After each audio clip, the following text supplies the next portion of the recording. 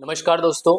आज जो अपना टॉपिक रहेगा वो है व्रत, यानी कि व्रत से संबंधित जितने भी प्रमेय वगैरह हैं, इससे संबंधित जितने भी आवश्यक तथ्य हैं उसके बारे में अपन इस क्लास में चर्चा करेंगे। अपनी जो ये क्लास है क्लास नंबर 16 रहेगी। ठीक है, तो सबसे पहले देखते हैं अपन व्रत किसे कहते हैं, यानी कि व्रत की परिभाषा क्या है। तो व्रत के बारे में देखेंगे। तो व्रत की परिभाषा ये होती है कि एक ही तल में, ठीक है, स्थित सभी बिंदुओं का समुच्चय, सभी बिंदुओं का क्या है, समुच्चय, जो किसी स्थिर बिंदु से क्या है, समान दूरी पर हो। यानी कि कहने का मतलब ये है कि एक स्थिर बिंदु है, मान लो ये, तो इससे समान दूरी पर जितने भी बिंदु आएंगे, इस टाइप से समान दूरी तो ऐसे ही होगी ना, तो इससे इन बिंदुओं से जो समुच्चय बनेगा और उससे जो आकृति बनेगी उसी को क्या कहेंगे, वृत्त कहेंगे। ठीक है, इसके बीच वाला जो स्थिर बिंदु है उसी को अपन क्या कहते हैं, केंद्र। ठीक है, जो बिंदुओं का समुच्चय जिस तल पर स्थित होता है, यानी कि बाहर वाला जितना भी भाग होता है समान दूरी पर, इसको कहते हैं अपन परिधि। ठीक है, इसको ज्ञात करने का एक सूत्र होता है 2πr।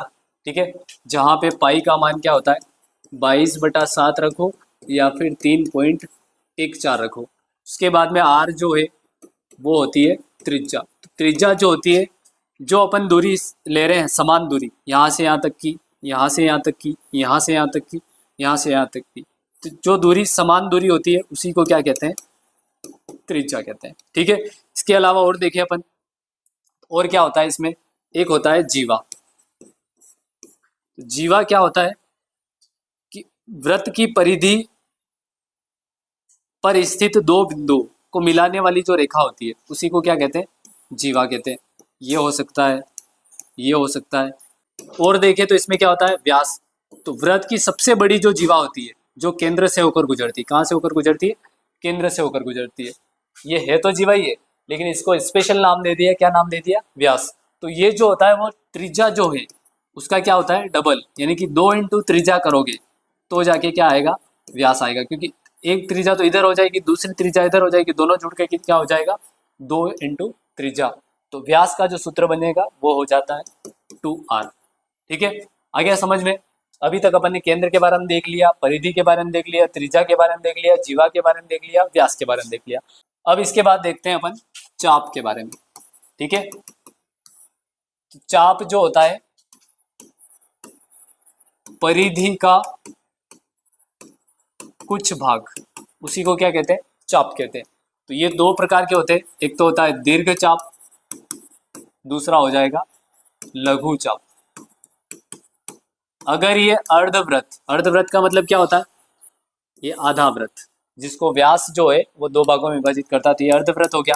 अगर ये अर्धवृत्त से क्या है, छोटा है, तो वो क्या कहलाएगा, लघु चाप। अगर अर्धवृत्त से बड़ा है तो वो क्या हो जाएगा, दीर्घ चाप। ठीक है, नेक्स्ट लेते हैं इसी में त्रिज्यखंड। त्रिज्यखंड में क्या होता है, दो त्रिज्याओं और चाप के बीच का क्षेत्रफल, यानी कि दो त्रिज्या है, एक ये त्रिज्या हो गई, दूसरी ये हो गई, तो इसके बीच का, यानी कि दो तो त्रिज्या है और एक चाप के बीच का जो क्षेत्रफल होता है उसी को क्या कहते हैं, त्रिज्यखंड। ये दो प्रकार के होते हैं, एक तो लघु, दूसरा कौन सा होता है, दीर्घ। अर्धवृत्त से बड़ा है इसका मतलब ये, तो दीर्घ। अर्धवृत्त से छोटा है इसका मतलब ये, तो क्या हो जाएगा, लघु त्रिज्यखंड हो जाएगा। इसी तरीके से वृत्तखंड भी होता है। वृत्तखंड में क्या होता है, ये जो है एक जीवा और चाप के बीच का, एक तो जीवा और चाप के बीच का क्या होता है, क्षेत्रफल, उसी को क्या कहते हैं, वृत्तखंड कहते हैं। तो इसमें लघु कौन सा हो जाएगा, अर्धवृत्त से छोटा है तो लघु वृत्तखंड, अर्धवृत्त से बड़ा है तो कौन सा हो जाएगा, दीर्घ वृत्तखंड। इसके बारे में और अपन क्षेत्रफल वाला जो टॉपिक लेंगे उसमें और विस्तृत चर्चा करेंगे। क्योंकि वहां पर सूत्र से अपने को इसका आंसर निकालना, यानी कि इसका मान निकालना पड़ेगा। एक और है इसमें सकेंद्री, सकेंद्रीय वृत्त। तो सकेंद्रीय वृत्त उसको कहते हैं जिसका एक ही केंद्र हो। ऐसे दो या दो से अधिक वृत्त जिसके केंद्र क्या है, एक ही है। जैसे तीनों व्रत लिए तो तीनों व्रत में इसका जो केंद्र है वो क्या है, एक ही है। इसी को क्या कहते हैं, सकेंद्रीय व्रत। ऐसे व्रत जिनका केंद्र क्या हो, एक ही हो, उनको क्या कहते हैं, सकेंद्रीय व्रत कहते हैं। ठीक है, अब नेक्स्ट जो है वो देखते हैं व्रत पर आधारित कुछ प्रमेय। ठीक है, तो सबसे पहले जीवा के बारे में देख लेते हैं। जीवा से संबंधित जितनी भी प्रमेय है उसको देख लेते हैं। तो जीवा में क्या होता है कि यदि कोई व्रत है, व्रत की अगर जीवा है, ठीक है, और उस जीवा जो है, जीवा की लंबाई क्या है, समान है, मतलब एक से अधिक दो जीवा है, उस जीवा की लंबाई क्या है, समान है। अगर ये और ये दोनों बराबर है तो ये जो है केंद्र पर जो कोण अंतरित करेगी वो हमेशा क्या रहेगा, बराबर। इसमें क्या लिखेंगे, फर्स्ट यदि जीवा की लंबाई क्या है, बराबर, तो केंद्र पर जो कोण है वो भी क्या होंगे, बराबर हो। ठीक है, या फिर इसका उल्टा बोलो तो अगर केंद्र पर बने कोण बराबर है तो वो जो एक से अधिक जो जीवाएं होगी वो भी क्या होगी, समान लंबाई की होगी। ठीक है, नेक्स्ट देखते हैं इसमें कि किसी जीवा द्वारा, सेकंड कंडीशन इसकी क्या रहेगी कि जीवा द्वारा एक तो वृत्त के केंद्र और दूसरा किसी परिधि पर जो कोण बनाया जाएगा। यहाँ अगर 100 डिग्री है तो यहाँ कितना हो जाएगा, 50 डिग्री। यानी कि जीवा द्वारा केंद्र पर बनाए गए कोण वृत्त के, बनाया गया कोण वृत्त के किसी अन्य बिंदु, कहीं पर भी ले लो, यहाँ पे ले लिया तो ये से हो जाएगा, यहाँ पे लोगे तो ऐसे हो जाएगा। किसी अन्य बिंदु पर जो कोण बनेगा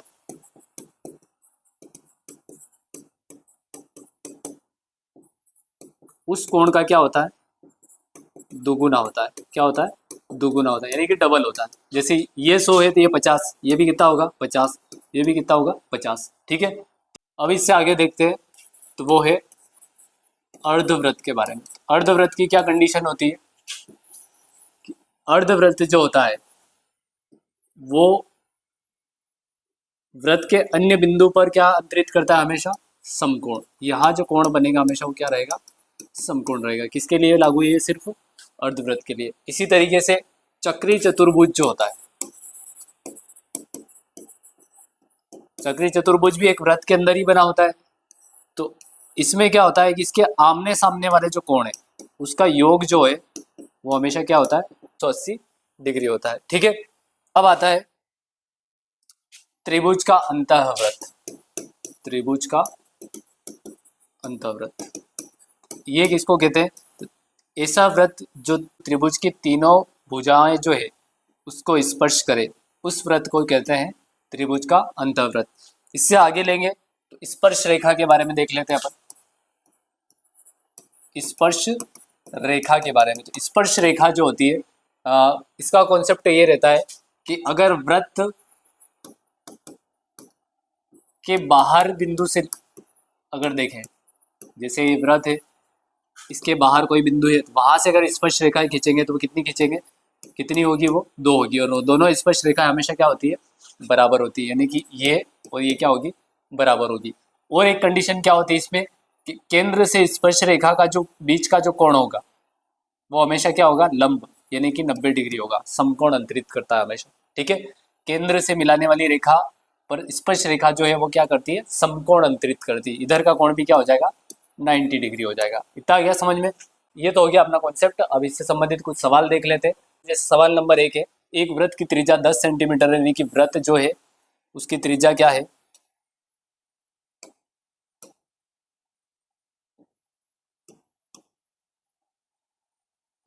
त्रिज्या जो है वो कितनी है, 10 सेंटीमीटर तथा इस वृत्त की एक जीवा जो है वो कितनी है 12 सेंटीमीटर। इस जीवा की केंद्र से क्या ज्ञात करनी है अपने को, दूरी ज्ञात करनी है, यानी कि यहाँ से यहाँ तक की क्या ज्ञात करनी है, दूरी ज्ञात करनी है। तो अपने को पता है कि ये जो है समकोण पर समद्विभाजित करती है, इसका मतलब इधर का भाग 6, इधर का भाग भी क्या हो जाएगा 6। यहाँ जो त्रिभुज बन रहा है वो कौन सा त्रिभुज बन रहा है, समकोण त्रिभुज। और समकोण त्रिभुज के लिए अपने क्या प्रमेय है, पाइथागोरस प्रमेय। और पाइथागोरस प्रमेय क्या है, कर्ण स्क्वायर बराबर आधार स्क्वायर प्लस लंब स्क्वायर, यही प्रमेय है। तो इसके लिए कर्ण तो हो गया 10, यानी कि 10 का स्क्वायर, आधार क्या हो गया 6, यानी कि 6 का स्क्वायर, और क्या निकालना अपने को, लंब का स्क्वायर निकालना, यानी कि 10 का स्क्वायर तो हो जाएगा 100, 6 का स्क्वायर करेंगे 36, इसको इधर भेज देंगे तो -36 बराबर क्या है, लंब स्क्वायर।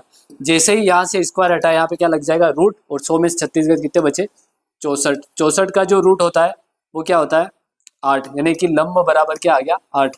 तो अपना जो राइट आंसर है वो क्या हो जाएगा, डी ऑप्शन अपना राइट हो जाएगा। इसी तरीके से नेक्स्ट जो सवाल है उसको देखें। तो दी गई आकृति में वृत्त का केंद्र ओ है, वृत्त का केंद्र क्या है ओ है, तथा इसका व्यास जो है वो क्या है BOC, ठीक है, तथा AB बराबर AC, यानी कि ये वाली भुजा इसके बराबर है। तो ABC का मान ज्ञात करना, ABC का मान ये ज्ञात करना। तो ये जो त्रिभुज बना वो कौन सा त्रिभुज बना, समद्विबाहु त्रिभुज। इसने बताया है कि ये भुजा और ये भुजा क्या है बराबर है, इसका मतलब ये कोण और ये कोण क्या होगा बराबर होगा, ये तो फिक्स हो गया। इसके अलावा एक चीज अपन ने थोड़ी देर पहले पढ़ी थी कि अर्धवृत्त जो होता है वो वृत्त के अन्य बिंदु पर क्या कौन सा कोण अंतरित करता है, 90 डिग्री का, यानी कि समकोण अंतरित करता है। तो एक 90 हो गया, इन दोनों को जोड़ के कितना और रहेगा 90 डिग्री। ये दोनों जो है वो क्या हो जाएंगे, आधे आधे हो जाएंगे, यानी कि ये 45 डिग्री, ये भी कितना हो जाएगा 45 डिग्री, क्योंकि समद्विबाहु त्रिभुज में ये जो दोनों कोण होते हैं वो क्या होते हैं बराबर होते हैं, यानी कि दो भुजाएं जो होती है, तीसरी भुजा पर जो कोण अंतरित करती है वो क्या होती है बराबर कोण अंतरित करती है। तो इसका जो राइट आंसर हो जाएगा बी हो जाएगा। नेक्स्ट जो सवाल है इसमें क्या है कि दी गई आकृति में वृत्त का केंद्र ओ है, वृत्त का केंद्र क्या है ओ है। यदि OAB 35 डिग्री, यानी कि ये दे रखा है वो कितना है 35 डिग्री, तो C पर कोई बिंदु लिया गया उसमें AC भी ज्ञात करना है, ये ज्ञात करना अपने को, ठीक है। तो यहाँ ध्यान से अगर देखोगे तो ये भुजा और ये भुजा बराबर है क्योंकि वृत्त की त्रिज्या है। इससे ये जो त्रिभुज बना वो कौन सा त्रिभुज हुआ, समद्विबाहु त्रिभुज हुआ, ठीक है, समद्विबाहु त्रिभुज हुआ। इसका मतलब ये कोण भी कितना है 35 डिग्री। दो कोण अपने को पता चल गए, दोनों का योग कितना हुआ 70। अगर उसको 180 में से घटा ले यानी कि कितना आ जाएगा 110, तो ये आ जाएगा ये तीसरा कोण, ठीक है। और एक प्रमेय में अपन ने ये पढ़ा है कि वृत्त की जीवा द्वारा केंद्र पर अंतरित कोण जो है वो किसी अन्य बिंदु पर अंतरित कोण का क्या होता है दुगुना, यानी कि डबल होता है। तो ये 110 है तो ये कितना हो जाएगा इसका आधा, यानी कि 55 डिग्री। तो इसका राइट आंसर जो हो जाएगा वो सी हो जाएगा, ठीक है। नेक्स्ट जो सवाल है उसको देखें। तो दी गई आकृति में वृत्त का जो केंद्र है वो ओ है, ये वृत्त का केंद्र है। AC भी बराबर कितना दे रखा है 40 डिग्री। तो OAOB ज्ञात करना है, ये कोण ज्ञात करना था।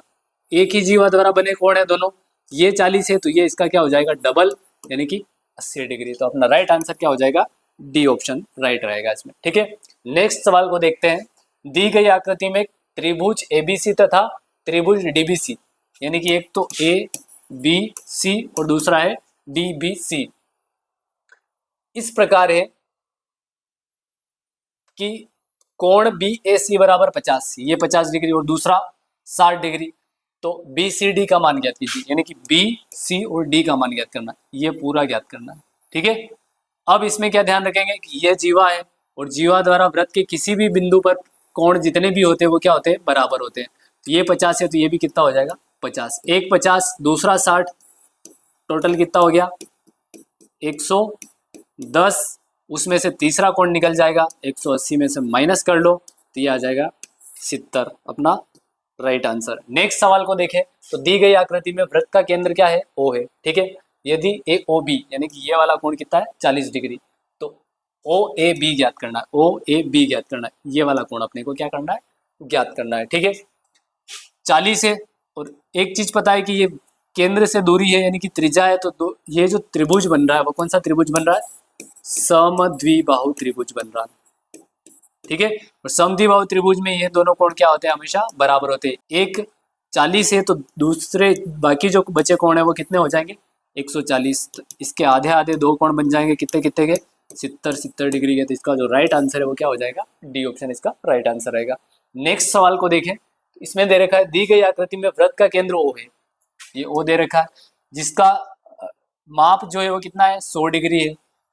भुजा AB को, इस AB को D तक बढ़ाया, तब CBD का मान क्या होगा, CBD यानी कि इस वाले कोण का मान क्या था। इसमें थोड़ी सी रचना अपने को करनी पड़ेगी। अगर एक जीवा खींचे, उस जीवा से अगर वृत्त के किसी अन्य बिंदु पर क्या कर ले अपन, कोण बना दे, कोण बना दे, तो ये 100 डिग्री है, तो इसका आधा हमेशा रहेगा, ये कितना हो जाएगा 50 डिग्री।